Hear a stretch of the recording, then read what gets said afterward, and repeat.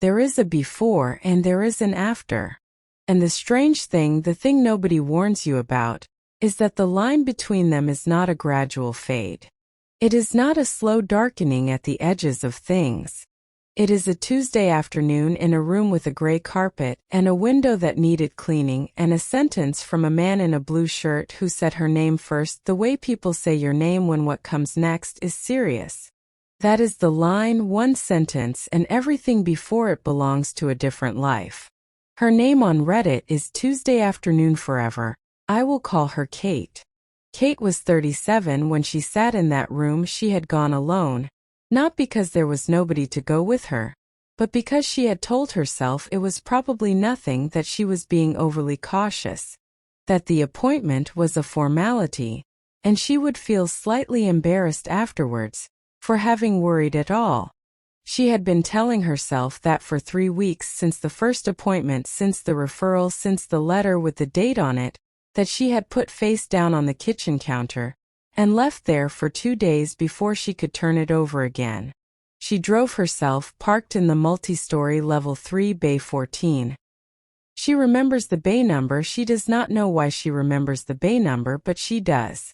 She went in, gave her name, sat in the waiting room. There was a plant in the corner that needed watering. She noticed that. She noticed everything with an odd precision that afternoon. The plant, the carpet, the window, the number of chairs, the way the woman across from her was reading a magazine but not turning the pages.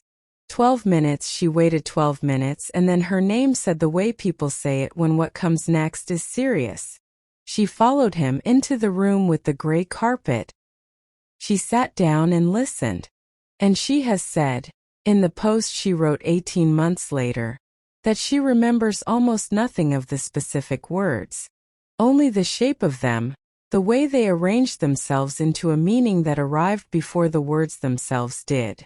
The way her body understood before her mind gave it permission to. She said that what she felt in that moment was not fear, not immediately.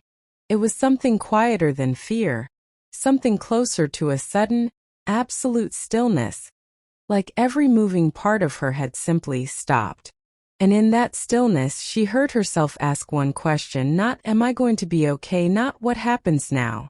She asked, "Can I still drive home?" The man in the blue shirt looked at her for a moment and said, "Yes, you can drive home."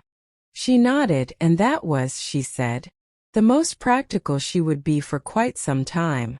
She drove home to level 3 bay 14. She sat in the car for a while before she started the engine, not crying. Just sitting in the before for the last few minutes before it became the after.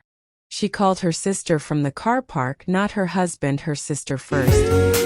She does not know why. She thinks perhaps because her sister would not try to fix it, would not immediately go into problem-solving mode, would just be there on the phone in the way that only certain people can be when there is nothing useful to say. Her sister answered on the second ring, said nothing when Kate told her. For long enough that Kate said, "Are you there?" And her sister said, "I am here, I am completely here, tell me everything." Kate told her everything, and her sister listened to everything, and at the end said, "I am coming over." Kate said, "You do not have to," but her sister said, "I know I do not have to, I am coming over." She was there in 40 minutes, and Kate had not moved from the car park. Her sister found her there, knocked on the window, got in the passenger seat, and they sat together in the multi-story on level 3 for another 20 minutes. Not talking very much, just sitting, in the way that is only possible with certain people. The kind of sitting that says everything without saying anything. Kate has said that those 20 minutes in the car park were the most loved she has ever felt in her life. She told her husband that evening. And he did the thing she had known he would do, which was to immediately start researching. His laptop open before she had finished the sentence. Survival rates, treatment options, specialist centers, clinical trials. And she had wanted in that moment to ask him to close the laptop, to just sit with her in the car park way. But she did not, because she understood that this was how he loved her. through information, through action, through doing something when there was as yet nothing to do. She let him research and sat next to him on the sofa and felt both loved and completely alone, which she has since learned is one of the most common things people feel in the early days of a diagnosis. Surrounded by people who love you and completely alone, inside the specific room of what is happening to you. Because nobody else can come in there. Not really. They can knock, they can sit outside it, they can bring things and leave them at the door. But the room itself is only yours. She started treatment 6 weeks later. And she is not going to tell you the details of the treatment because this is not a medical story. What she will tell you is what nobody warned her about. The fatigue, she had been warned about; the appointments, she had been warned. The way time changes, the way certain weeks expand and contract in ways that make no logical sense, she had been warned. But nobody warned her about the strange gratitude. The way she started noticing things. Small things. The specific green of the tree outside the treatment center window. The feeling of cold water, on a day when nothing else felt comfortable. The sound of her daughter laughing in another room, when she did not know Kate could hear her. And that was a small thing, a small precious thing. That had always been there, but she had always been too busy, too forward-facing, too scheduled, too inside the life she was building, to actually stop and receive. She said it took getting very tired to learn how to rest, and it took slowing down to see what she had been moving through without seeing. She does not think, and she is clear about this, that illness is a gift. She would not say that, she would not tell anyone that this happened for a reason. She does not believe that. What she believes is that humans are extraordinarily good at finding meaning in difficult things, not because the difficult things have meaning built into them, but because we need them to, because meaning is how we continue. And so she found some in the green of the tree, in the cold water, in her daughter's laugh from another room. She finished treatment 14 months after the Tuesday afternoon with the gray carpet. The man in the blue shirt used different words this time, better words.